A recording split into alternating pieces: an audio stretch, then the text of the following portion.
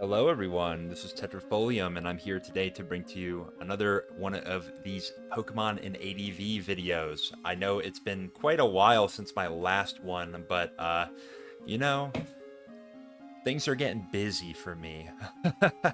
um, I'm currently in two different tournaments right now. I'm doing pretty well in both, but um, it is taking up a lot of my free time to have to prep for sometimes two tournament games a week. So that's my excuse, kind of, for why my uploads have been a little slower. But I'm still having fun making these, and I'll still make them as I have time to do so. So thank you all for bearing with me. Uh, for this video, we're going to be talking about Lampaperdupus Shabupus. If you don't know that video, gosh, I thought that video had a lot more views than it did when I looked it back up again. But this is Lapras, who apparently has a 0% win rate according to whoever made this chart here. Gudra sitting at a 100% win rate. That's kind of insane. Ash is a very weird trainer, has very weird win rates for his Pokemon. 57% win rate with Glalie. I don't think I could even get that on ADV ladder, so kudos to Ash. So here are the viability rankings. For those of you who actually play the tier, it's probably not much of a surprise to you that Lapras is nowhere to be seen here. It is a UU ranked Pokemon. Now, granted, that doesn't mean or preclude it from being in the E rank right here, where other UU Pokemon such as Quagsire and Misdreavus are hanging out. Can you believe that? Misdreavus is a UU Pokemon? I can hardly believe it myself. But unfortunately, Lapras is not here, so we have to kind of imagine that it is number, 62, I think. What is Jump Left 61? I don't know. I can't do that mental math in my head right now. And it's not worth it to do that. But it is worth it to present the comment question of the video. My question to you is, what is your favorite spin-off Pokemon game?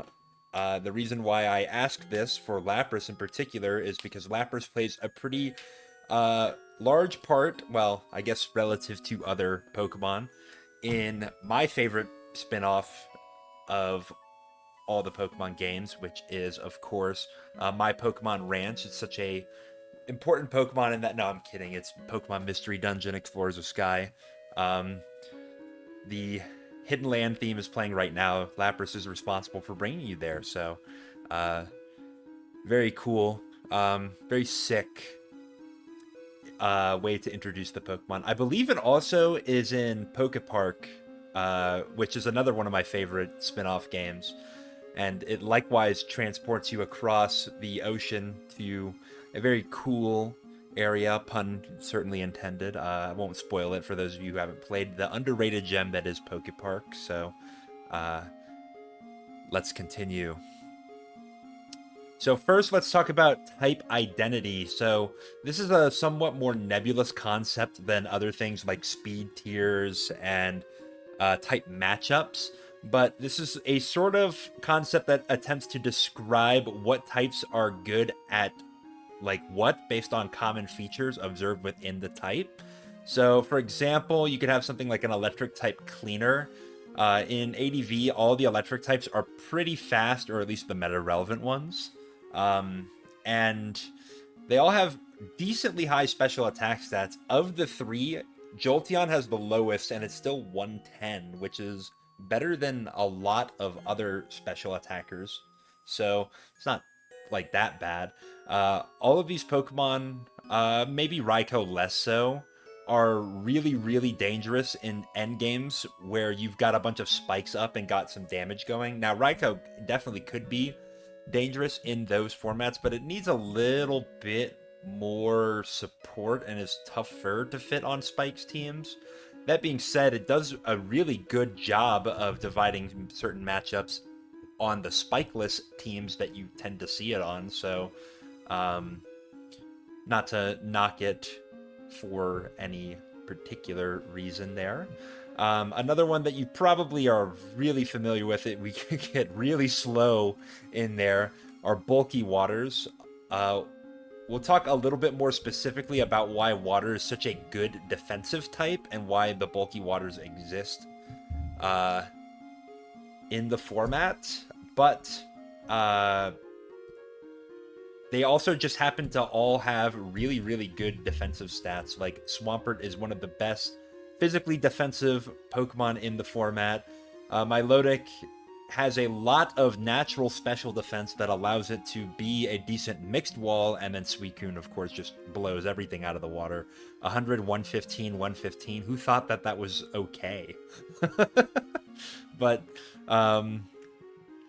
nevertheless, they are very good at their job. And then the last one, this is a little bit more of a on-the-nose one, spin blockers. Of course, Rapid Spin's the only move that can remove spikes in this format, and it's a normal type move, and if it fails, you don't remove the spikes, so switch to a ghost type who will make Rapid Spin fail, and they can't spin the spikes away.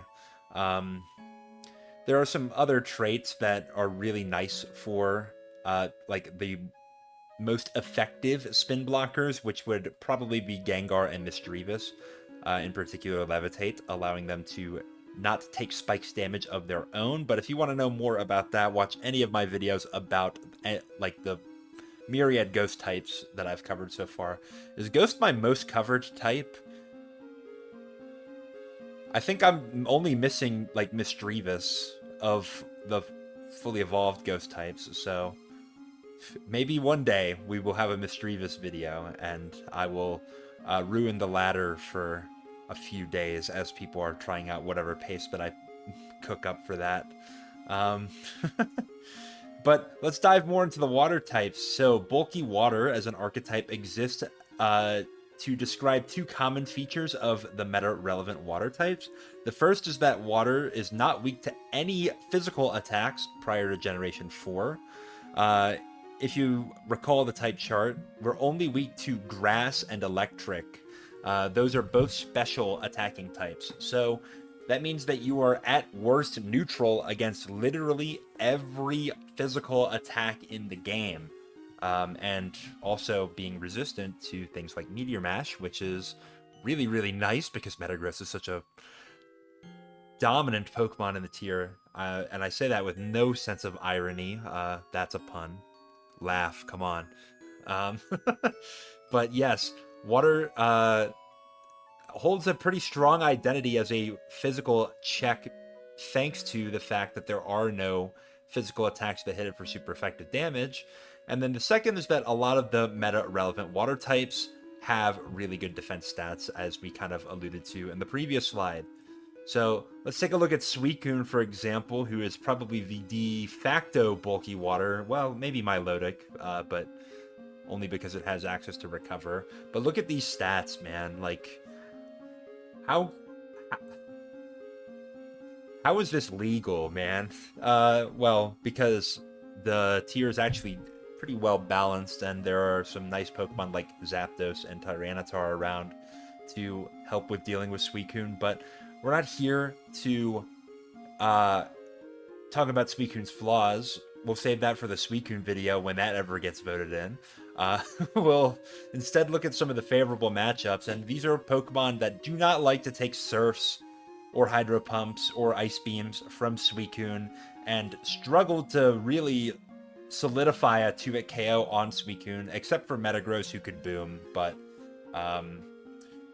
that's really about it for options to deal with Suicune in a one-on-one situation. Yeah. Now, I did mention Tyranitar having a somewhat okay matchup against Suicune, and that's because it sets the sand, but more so it's that it sets the sand and then it wants to leave. It does not want to stay in on Suicune most of the time, so, yeah. Let's talk about water a little more as an offensive type, because, you know, I think most of us probably understand why water's so good defensively, namely, like, the lack of moves that hit for super effective. And also note that of the types to be hit for super effective by, grass is not a terrible one, because the strongest grass type move that you will commonly see is hidden power grass. So it's one of the weakest stabs in ADV for that reason, because there are just not a lot of good grass type moves. Technically, there is Frenzy Plant, which is stronger, but Frenzy Plant is a very flawed move. And if you want me to explain that more, I don't know, watch my Sceptile video, I guess. I know that Sceptile doesn't get Frenzy Plant, but I explain why it's not that big a deal in that video. All right, Water is a strong offensive type thanks to the sort of imbalance of type representation and access to some coverage that helps you out here. So here are two of the moves that you will see very commonly as water type attacks. Surf is a very, very solid move. 95 base power in Generation 3, 100% accuracy, no secondary effects, so, I mean, it's not, like, too crazy. I guess it hits Pokemon, I think it hits Pokemon that use Dig or Dive, but that's kind of not that relevant, because those moves are not very commonly used. And the other attacking move that Waters get is Hydro Pump, which is 120 base power, 80 accuracy. So you kind of get your pick of consistency or big damage, and that's really, really nice. It's not unique in this, you know, Fire gets Flamethrower and Fire Blast. Technically, Fire Blast is a little bit better in a vacuum because it has more accuracy, but not every type has access to a 95 base power, like, consistent attacking move and a 120 higher base power move for extra damage. And even the ones that do, like Thunder, for example, are less accurate and not as splashable as something like Hydro Pump. So here are the Pokemon who are OU ranked that get hit for super effective damage by water type moves. Of course, we have the Firebirds, we have Claydol, we have Dugtrio, and we have the rock types. So while this is only 6 Pokemon, these are some of the more common 6 Pokemon in the format. I mean, Moltres maybe not as much, Charizard maybe not as much as well, but Tyranitar definitely very common. In fact, it's the most commonly seen Pokemon in the format. And then there's Arrow and Doug and Claydol, who are all pretty decently well used. I think probably in about the 10-ish% usage range, if not a little more. As compared to the Pokemon that you're not very effective against. So this does seem like it's more Pokemon on paper, but I want to note, well, and there's also these two who are ground type, but also a second type that is resistant to water. I'd be remiss not to mention them. But I want to note that most of these Pokemon that resist water are water types themselves. So not to say that that makes it so that water's like a good attacking type into them per se, but these Pokemon, if they don't have techs that are specifically geared towards beating the water types, then they don't really hit back for very much either. Take, for example, Suicune. Suicune is its most common set is going to be Calm Mind with Surf and maybe Ice Beam. That is not going to be able to break through a water type very effectively. So your own water can maybe try to make some progress in that matchup anyway. Like if you can get a Toxic on the Suicune, force it to rest, then you can go to something that will punish the Suicune while it's asleep. Maybe a Phaser, for example. But do be careful, though. A lot of these Pokemon do have some anti-water techs, like Starmie has access to Thunderbolt. Gyarados with Taunt can stop a lot of water types from being able to do much. Cloyster, I guess, has Explosion, although it is also very, very weak to special attacks because it has no special defense whatsoever. So with a water type, you can still sometimes just 2-hit KO a Cloyster anyway. But the other thing that's worth noting is take a look at the other Pokemon that resist water.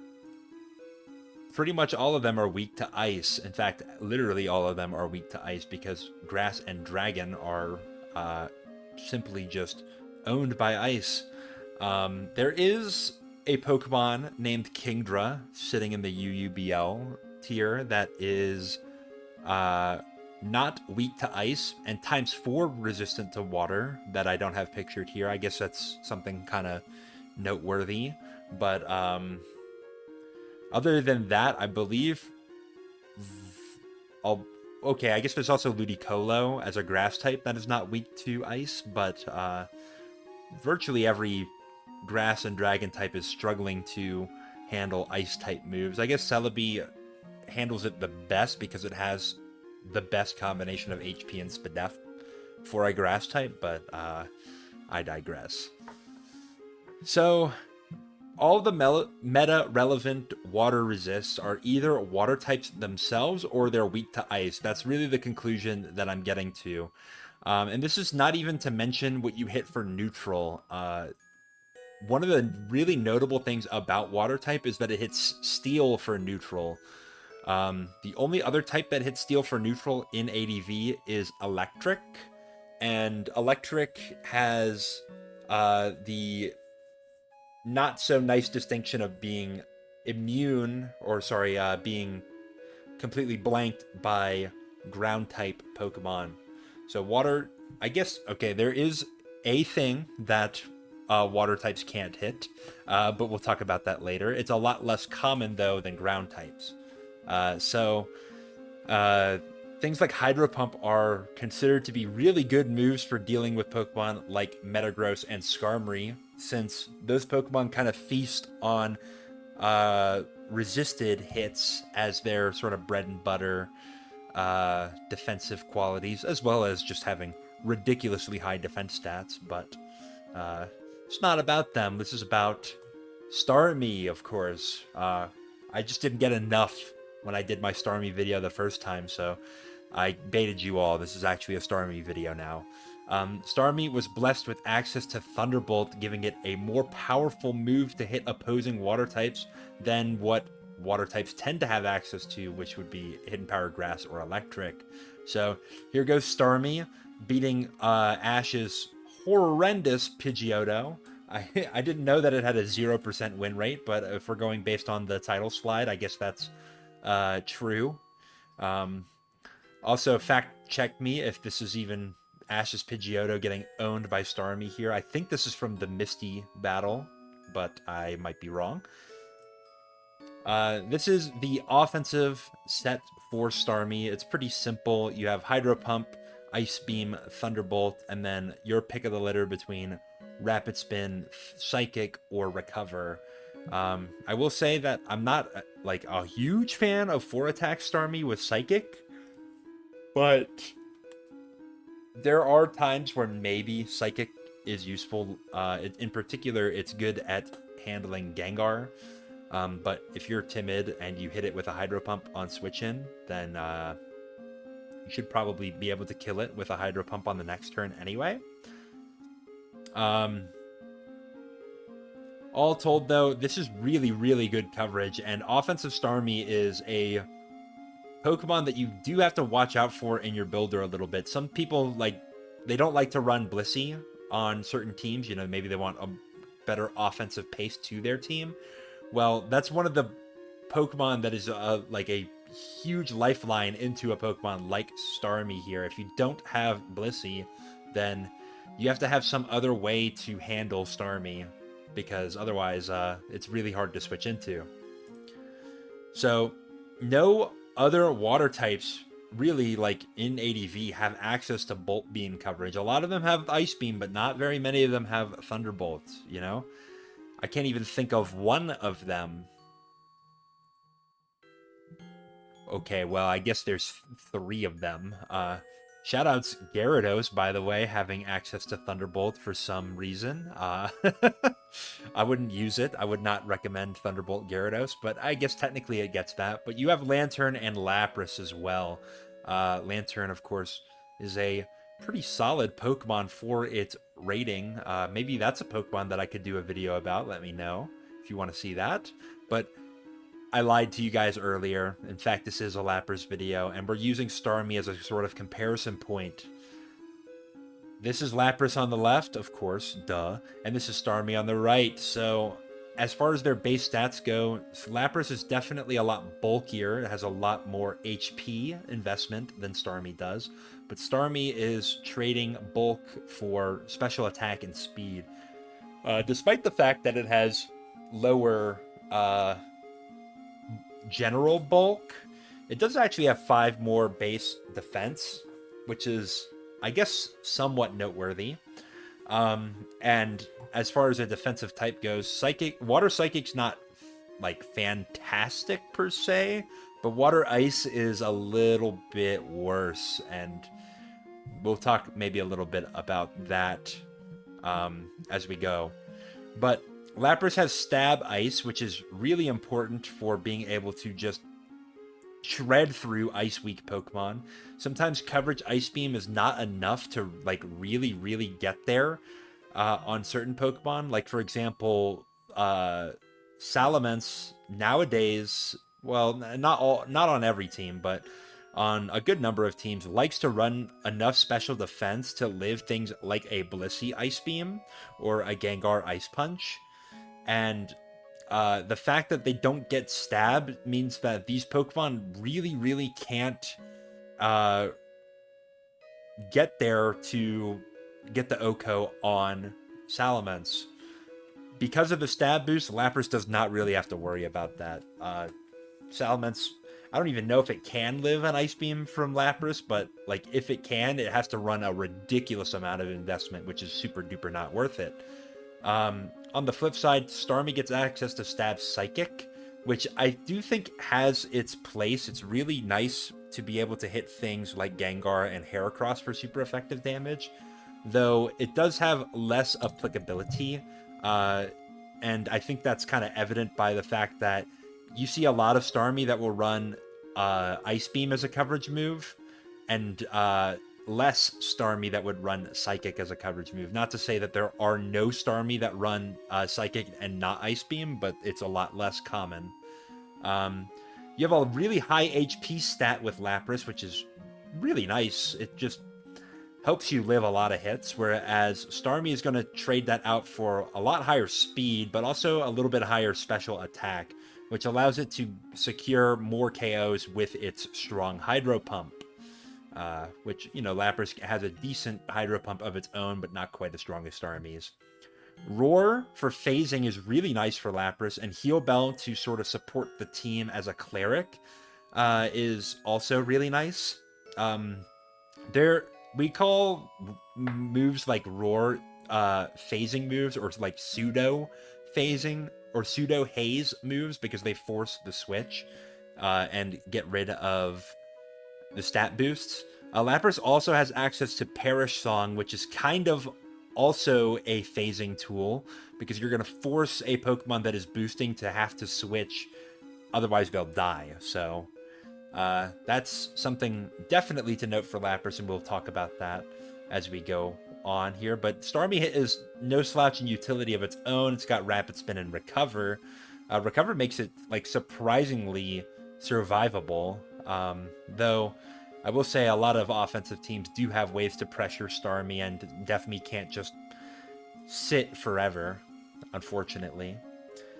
But the conclusion that we kind of can draw here is that Lapras can leverage its higher bulk and access to phasing as a means to 1v1 opposing waters, especially the offensive waters, while Starmie is going to use its higher special attack and speed to threaten quick KOs on weakened waters. So Starmie acts more so like a cleaner, at least in its offensive capabilities, while Lapras is more of like a bulky beatdown type of Pokemon.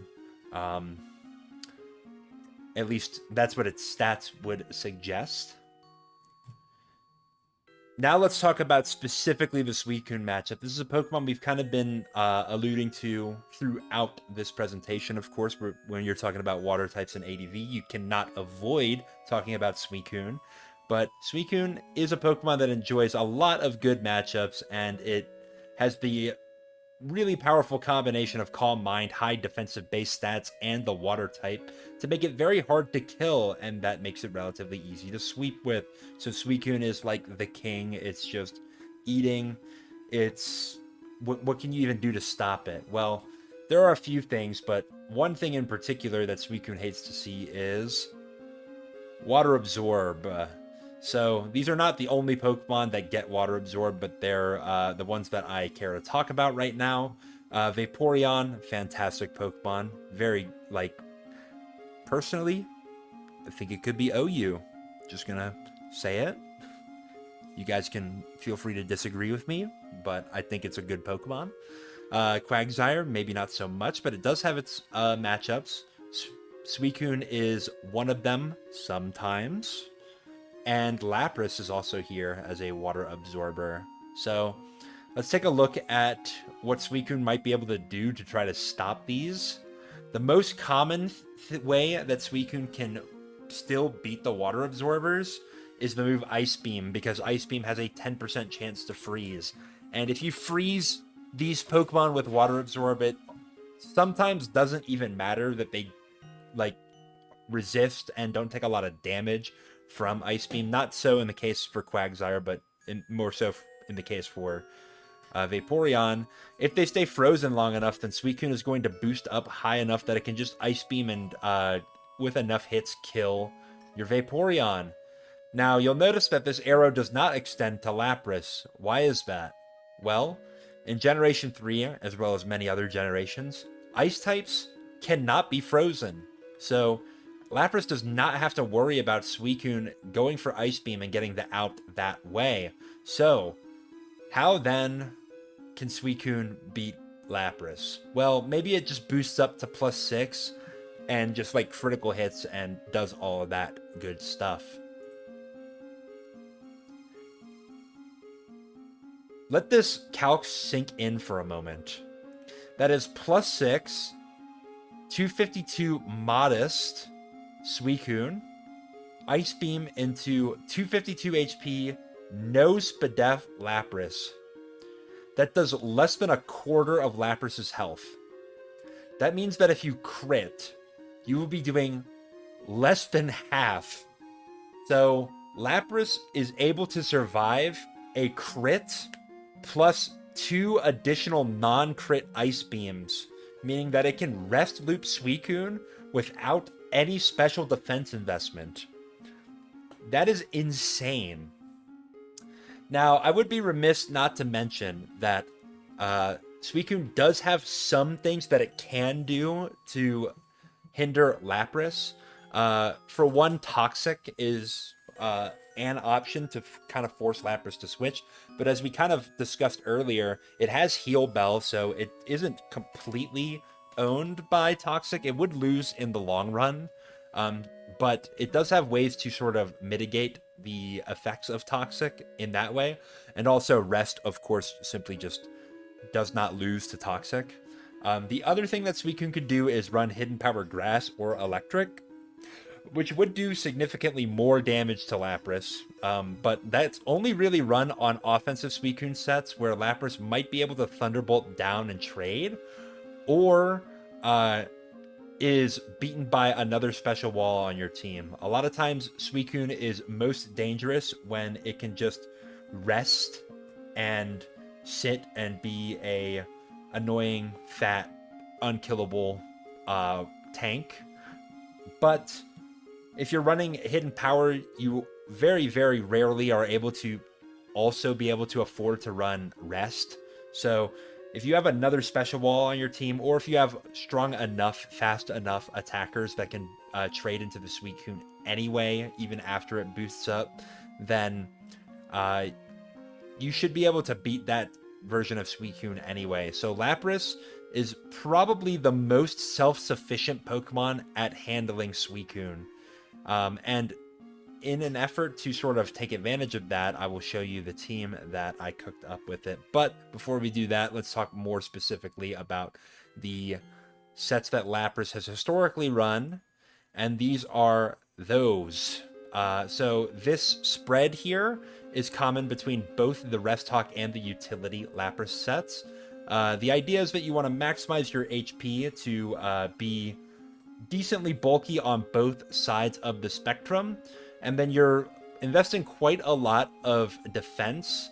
What is written by the good top player triangles on why this spread is chosen is that it kind of evens out your defense and special defense. So that makes you just about as bulky on both sides as you can be with the Lapras. And that is, I think, pretty important, especially on the Rest Talk variant. But, I mean, it's like, I guess my sort of rub with Lapras in both of these roles, like, while they're solid enough, like, it doesn't really seem like Lapras is doing anything in particular that other Pokemon can't do. I do think that this utility set is kind of nice because it's really not common to have access to Heal Bell and Roar together. And then even if you could find such a Pokemon that could do that, I don't know what their Suicune matchup would be. So consolidating those three roles together seems to be of some value, I think. So this is the basis for what I'm going to be using later on. But before we get into that, I want to note this one. This is the UU offensive Lapras set. I don't think that you would want to run exactly these EVs. For example, I think 136 speed investment gets you to 190, which is not a very relevant speed tier in OU. I mean, I guess you'll outspeed Claydol with that, which could be something to note. But I think you would either want to run even more speed than that or drop down a little bit lower to about like Skarmory speed creeping tier. And this set is like a fat Starmie.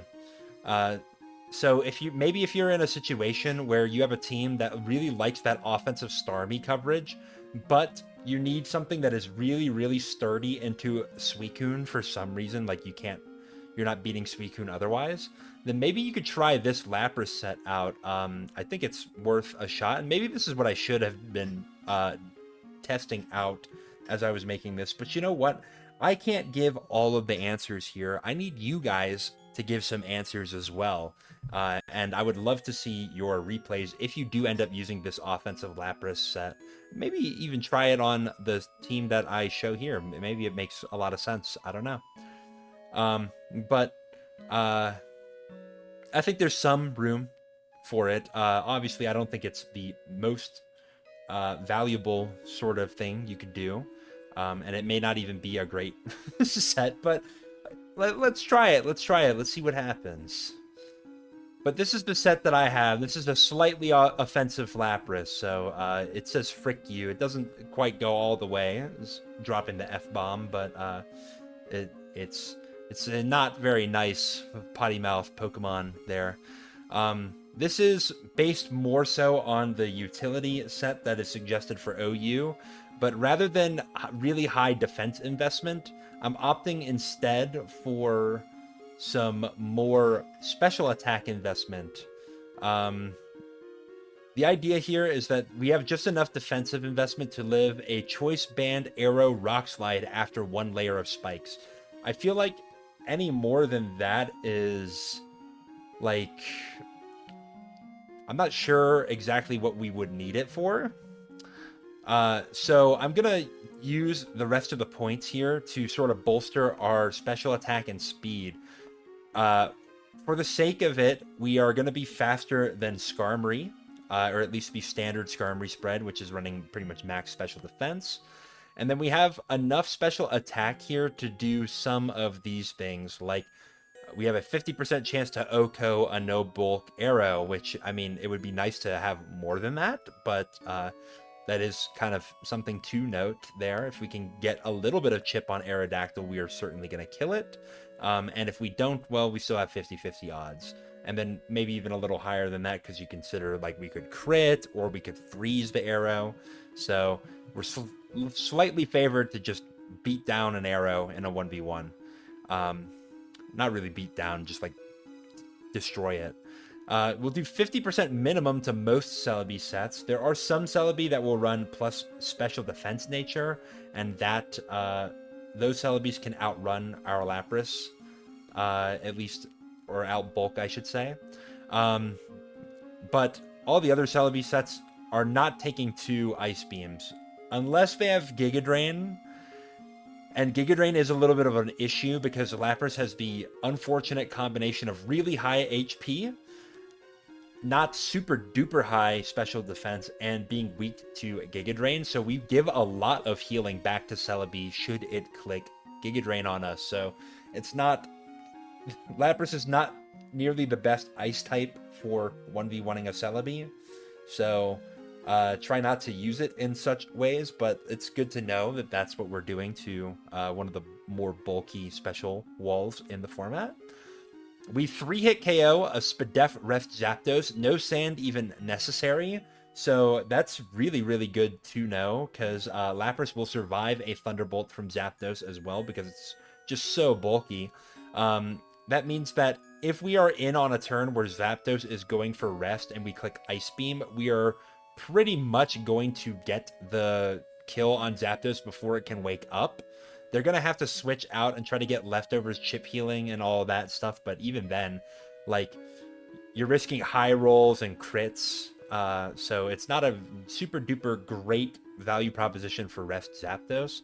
Unfortunately, we don't get like a one-hit KO on offensive Zapdos, and offensive Zapdos is, while not always one-hit KOing Lapras, getting pretty damn close. So that's we're not a Zapdos check by any means, but we will OHKO pretty much every Mence and Flygon set that ever existed. So no need to really worry about those Pokemon so much. Well, I mean, they do have moves that hit Lapras for super effective. One of the issues with Lapras is it loses a little bit of the bulky water identity, because Ice is weak to so many physical types, namely Rock and Fighting. But you also lose your resistance to Steel, which makes you a bulky water that doesn't really beat Metagross. So that's kind of sucks. But that's okay. Let's focus on the good things, like Thunderbolt being able to 2-hit KO Starmie. Deathme can sometimes live too, but it's not favored to do so. And Off-Me, of course, is getting smoked. And we 3-hit KO Skarmory through its Protect turns. So if Skarmory comes in, say it gets a Spike and we Thunderbolt it, and it goes for Protect, even though it got 2 turns of leftovers, we do enough damage that we will still 3-hit KO, and even if it protects again, we're going to KO with the 3rd Thunderbolt. So that's really nice. We're also in a position where if Skarmory switches into an Ice Beam, 2 Thunderbolts would KO it if the Skarmory does not have Protect. So that's also really nice. And then any Skarmory that's dropping Protect, a lot of times is either running Taunt, which we don't really care about too much because we're just attacking the Starmie anyway, or it's running Toxic, which we can Heal Bell off later, so that's quite nice. So this is going to be a more... it's like a hybrid, bulky, and offensive Pokemon that really, really checks Suicune for us. So the team that I sort of decided on for this is a Tetrafolium original. I'm sure that other people have done things similar to this before, but this is my Jolt Spikes team that has Lapras on it. So Lapras is here to let the other Pokemon be greedy in the matchup versus Suicune. I guess I should say Suicune teams, but maybe I shouldn't be that broad, because Suicune can fit on a lot of different teams. But we have a fast lead CB Metagross that would love to boom into Skarmory. It's called the Houdini play. It's not so easy to get the Houdini in a lot of cases because a lot of Skarmory players are wary of switching into Metagross. And a lot of lead Skarmory are kind of hedging for a protect turn on Metagross. I don't think that Skarmory should ever protect turn 1 ever, like period, but some players will do it, and if you Houdini not respecting that as an option, then sometimes you will get punished, particularly on this team that does not have Magneton. But Def Me is here as the Agiligros check for the team. If this Pokemon dies, we will probably just get 6-0'd by Agility Metagross. In that case, we want to get a Thunder Wave off on the Agiligros as many times as possible. And that will sort of allow for things like our Metagross, if it's still alive, and Tyranitar to be sort of checks to the Metagross, even if it gets its agility off. So, yeah. You cannot afford to sack Starmie early or lose Starmie early against an Agiligros team because they will just agility up and then, like, what are we doing? I guess Skarmory exists as a sort of check as well, but Skarmory is magged a lot of times against Agiligros teams, so that's not nice. We have a bulky DD-Tar to act as a potential win condition, as well as to be a Jirachi and Blissey check. Now, the set that I have on this Tyranitar is quite strange as compared to what you would expect for a lot of bulky DD-Tar, and I invite you to change it if you would like, but I'm not going to spoil it for those of you who are not digging around in the description for the team paste, so be excited about that. We have a fast Taunt Skarmory to harass some Pokemon that are looking to spam utility moves, such as opposing Skarm, Bliss, and Milotic. We can taunt them and then get a switch into something that would threaten to kill them otherwise. And if we manage to have spikes on the field on top of that, then we can super duper punish them later on in the game. This may not be, in fact, the best Skarmory set for this team. Maybe a more standard one would be better, or like a YOLO Skarm. That actually maybe could work to be a sort of mag check, or like to stop Magneton from trapping us. But, you know, we're trying to be greedy against Suicune, so this is one set that can do that. Actually, maybe it should be YOLO Skarm, now that I'm thinking about it. Maybe I should take more time to make these videos, make them come out a lot slower. But that's not what we're here to talk about. We're here to talk about Lapras and its synergy with Jolteon here, because Lapras has that water immunity and Jolteon has that electric immunity. And that allows us to try to condition our opponents to get some nicer switches later on. Like, say, for example, they have an off me, and you've revealed Jolteon and Lapras. Well, it's really, really difficult to find a correct click into both of those Pokemon. If you Hydro Pump, Lapras will eat that up. If you Thunderbolt, well, Jolteon will eat that up. And if you Ice Beam, well, Lapras basically is immune to that. So, all told, it's not a great spot to be in. And if you can get that Jolteon in on Starmie kind of forced to click a Thunderbolt, then you can destroy a Starmie some of the time. Or you could BP if you want, which could be really nice. And it would be really nice if I had BP on Jolteon, but I dropped BP because I'm a freaking sadist. So, just some options there for you if you want to change the team, because I'm not going to lie, this team's not fantastic, but it's also a Lapras team, so cut me some slack. We're going to, oh, I want to briefly mention, I guess, before we get into the replays, that there's another famous team that uses Lapras. There's this player named Starless Knights who has almost 14,000 games played on this one account. That's insane. But this is his 6th, and I've combed through the replays that I could find for this player, who has played probably more times with this team than you have played ADV games in your life. These are the moves that he uses. Pause the video and try to scrape this if you want. I don't know what EVs he's running.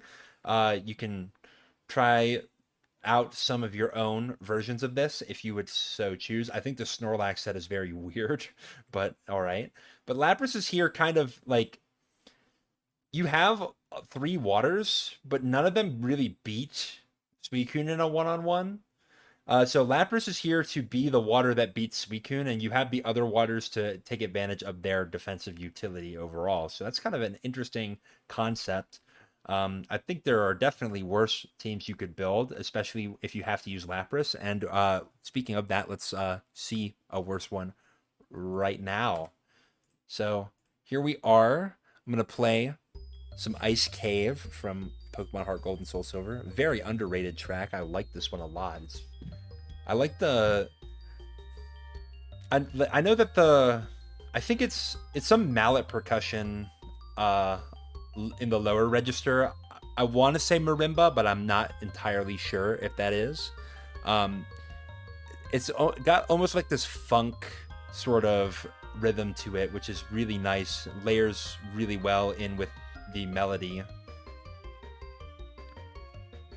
And then it can sort of shift over to this eighth note pattern here. You know, maybe I should just make a music channel. Would you guys like that? Would you watch if I did that? If I started talking about music instead of Pokemon? Well, who's to say that they're mutually exclusive? Let's get into the replays here. Here's Metagross versus Blissey. Lead Blissey is very indicative of V5. Usually it's a team that doesn't want to lose to Zapdug. So you're leading the Blissey so that if they have lead Zapdos with substitute Baton Pass to get to Dugtrio, you are clicking Ice Beam turn 1, and if they go to Dugtrio, then they're 2-shot, or 1-shot if they don't have a bulky enough Dug, which is insane on Zapdug. So your Blissey won't usually lose immediately. But since Suicune's in, I'm going to go to Lapras. I'm going to click an Ice Beam just to see what they want to switch to. They do go to Blissey, and I will go to Skarmory, predicting them to want to switch out so that my Metagross doesn't get anything off on them. And this is where Taunt Skarm is looking kind of nice here. I assume that my opponent would switch to Claydol here, so I'm going to catch it with the Metagross, and then I'm going to boom. Goodbye, Skarmory. We don't have to deal with spikes this game. Tyranitar in to set the sand as Claydol comes in. If I had a spin blocker, that would be really nice to go to, but I don't. But Skarmory kind of just owns Claydol anyway, so we'll just stand and spike up. It's going to Rapid Spin here. In theory, this is good for Claydol because Rapid Spin has double the PP that Spikes does, but in practice, I'm going to be Drill Pecking.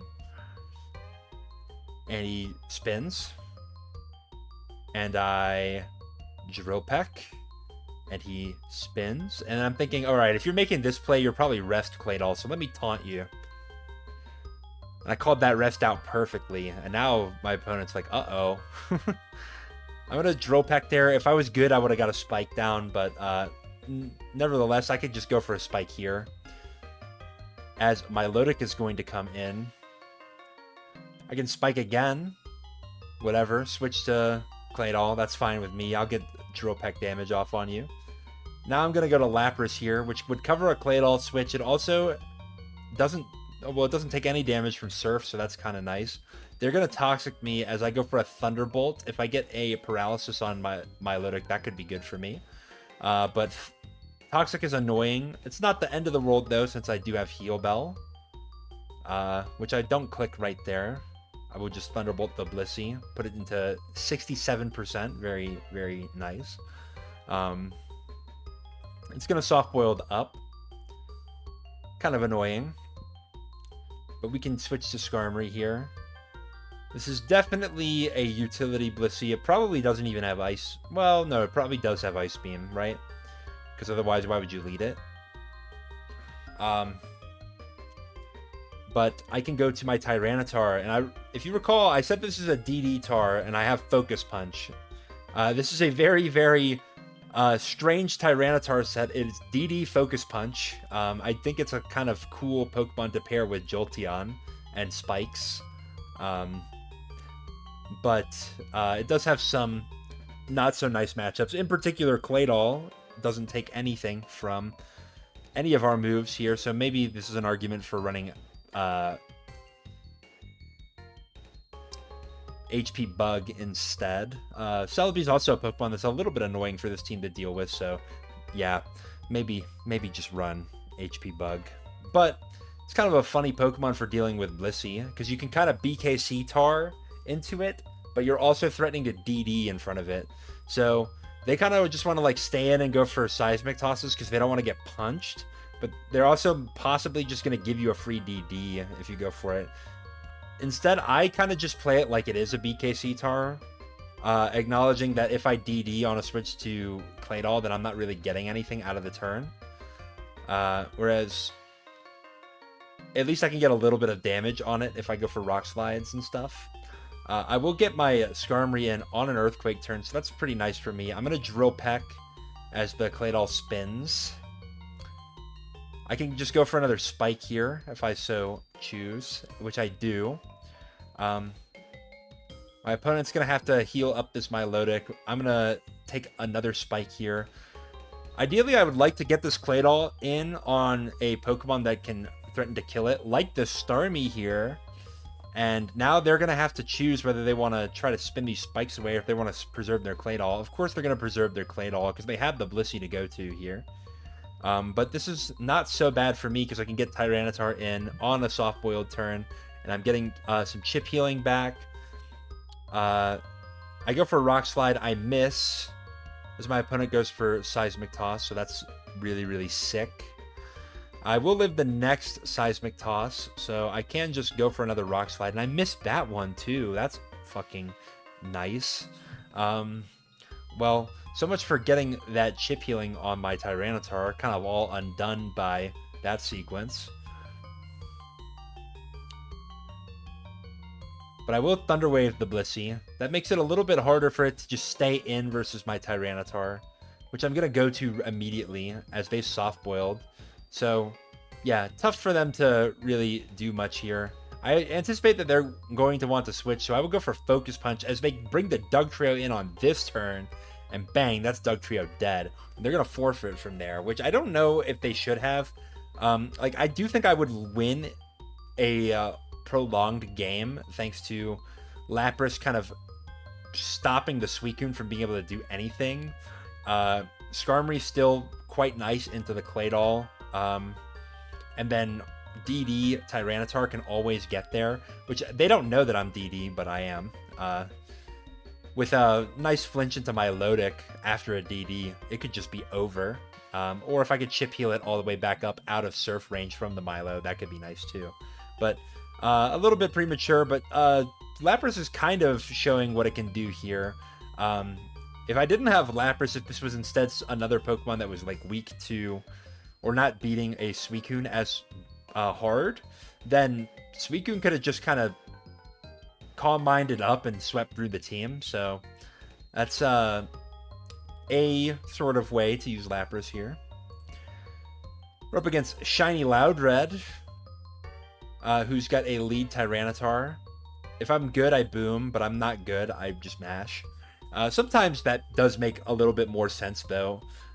Especially if you crit the Skarmory, that's actually like really nice if you do that. And now we have basically full health CB Metagross just mashing away. Skarmory's gonna have to switch here. They switch to Moltres, who takes over half. Obviously I don't want to stay in with Metagross here, so I'm gonna go to Starmie, who's gonna take a Flamethrower for a decent chunk of change there. They are going to stay in and sack the Moltres off, so that's great for me as Gengar comes in. So I'm going to go to Tyranitar here. This is kind of bluffing Pursuit, but it was also a Pokemon that I felt was not as necessary for the matchup. I do go for Rock Slide, though, as this seems to be Big 5 Moltres. Lapras is here to eat a Surf very nicely, and then we can try to trade with what I assume is a defensive Swampert here. Defensive Swampert with Toxic, in fact. So that's actually not a terrible matchup for us at all. We can go for Heal Bell and get rid of that Toxic there. Then we can just Ice Beam again. Nothing really wants to switch into Ice Beam, maybe Tyranitar, but I do get a lucky freeze on the Swampert, and my opponent forfeits. That's super duper premature, man. You could have played this out, but you didn't even try to go for like a turn 1 Thaw, which was super duper possible. But I guess that happens. Well, I guess a turn 2 Thaw, but that can sometimes happen there. I guess if I had a water move, which they don't know, then maybe Tyranitar is a tough Pokemon to switch into. So that could be problematic. But there you go. Lapras is kind of showing that it's good into mono waters, not just Suicune, into Swampert as well. Kind of. It's probably not as not as high longevity as something like a Rest, Quagsire, or Wish Vaporeon in the matchup, but does have some nice tools for stopping particularly the Surf defensive Swampert. The next game we have here, okay, so I think I'm probably going to censor the name of this player because I don't know if they want their alt to be known, but even better for me is that it's Zetz. So, hey Zetz, how's it going? Welcome to Tetrafolium's YouTube channel. Lead Tyranitar versus Metagross. I love to see that. He's going to go to Metagross as I just mash into it. I get the raise. Pretty lucky, but I can't really afford to stay in versus Metagross. He's just going to rip the boom, and that was a really weak boom. I think that's actually a mixed Metagross. I don't think you should boom there, because what am I switching to out of the Metagross? Probably something that takes Metagross's boom decently well. But if it is a mixed meta, maybe he thought that HP Fire wasn't going to do enough. And I guess this sets up for Charizard to come in. Don't care because I have Starmie. HP Grass from Charizard could do a decent chunk of damage, but I'm just going to Surf. I got a critical hit on Celebi, which probably doesn't matter, but we'll see. As I go to Metagross here, threatening to boom. Do I rip it? I simply do. As that crit just destroys the Swampert. It's super duper mattered, by the way. As I'm in with Tyranitar on the Starmie, and I'm going to switch to Lapras to eat a Surf. I'm going to guess that this is an offensive Surf Starmie, because I, unlike Zetz, watch my buddy's videos, so I know what this team is. In fact, it's the CM Pass team that he was glazing himself over. But Lapras, as you can see, is kind of nice because it got that switch into the Starmie, and it doesn't die to 2 Thunderbolts. So it could 1v1 the Starmie should that thing try to stay in, as Celebi is going to CM up. In vain? No. But I do get a Roar off, which is quite nice. Charizard is here. Charizard should be able to kill my Lapras if it stays in, but I'm just going to take damage in case it does. I should say Fire Blast Blaze boosted would kill. Zetz goes for a Hidden Power Electric there, I think, into my Lapras, which doesn't do a lot of damage, and my Ice Beam was just enough to put it into Sand range, so I will have to say to that, MG. Here comes the Tyranitar trying to DD as I roar it away. So Lapras is just having a hell of a game here as I switch to Jolteon on the Thunderbolt. Can you get a better matchup into this team? Probably, but this is just fucking funny at this stage. So I know because I watched the video that this is a DD HP Grass Tyranitar. So I'm not that worried about being able to beat it. I will wish and pass it to the Skarmory here, who just barely lives and out heals. As I will go for Roar here. If I got Flinch there, I guess that could have been bad, but I still have a full health Tyranitar of my own to sort of fight back against the Tyranitar. And I also know that he'll be, well, I mean, of course he'll be slower than Jolteon, so I can maybe get back at it that way. Charizard is going to trade against my me as I go for Surf and kill it. I do manage to just survive on 10%, and I can Surf this Tyranitar, who will DD. Am I faster, though? Yes, I am. And a crit for good measure. So, what do I say to Zetz there? Get owned, idiot. There we go. That's what we want to say. All right. I'm up against I Love MS Paint here.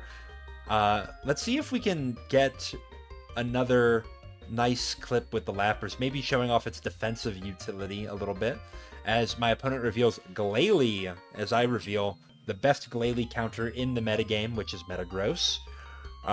What's up with me getting the crits on the Metagross switch-ins, huh? Well, my opponent is going to switch to Breloom here. I'm going to go to Tyranitar and Sleep Sack that. Could have been bad if they click a fighting move, but who clicks a fighting move off rip against Skarmory, who has not revealed whether or not it has Drill Peck, so like I would not do that if I was them. So yeah, I'm gonna Thunder Wave because I assume that Breloom wants to switch out, and even if it doesn't, well, at least it's Thunder Waved at that stage. And I managed to catch a Jolteon, which is really nice. I'll go to my own Jolteon, which should own their Jolteon that's paralyzed and weakened. They're going to Baton Pass, slow BP to Glalie. Kind of nice. But I'm just going to T-Bolt down because I should two-shot the Glalie, and they're going to go for a Spike there. Glalie is going to switch out, trying to preserve its health a little bit. Maybe it can get another Spike later. I will still just Thunderbolt. Yes, Jolteon switch was always there to soak that up, but whatever, it's paralyzed and a lot lower HP. I'm going to be able to 1v1 it either way, and it gets full parried on that turn, which is pretty unfortunate for my opponent, but it does mean that I'm just going to kind of smoke it anyway. I managed to get a Wish up because I should kill this thing with the next Hidden Power anyway, so I will end up with more health on my Jolteon than I had to begin with. As Glalie is going to come in, probably reveal Salac Berry. Is it faster than Jolteon, though? I suppose I'm not going to try to find out. It goes for Earthquake. I think you probably just Spike anyway. Because if I switch there, then you get the third Spike guaranteed. So that would have been better for you, I think. But they're going to go for their Tyranitar there. What do you know? Is just 1444? That makes sense. I'm going to roar it away. And here comes the Aerodactyl. So Starmie would love to spin here, but it's not finding a great matchup to do so.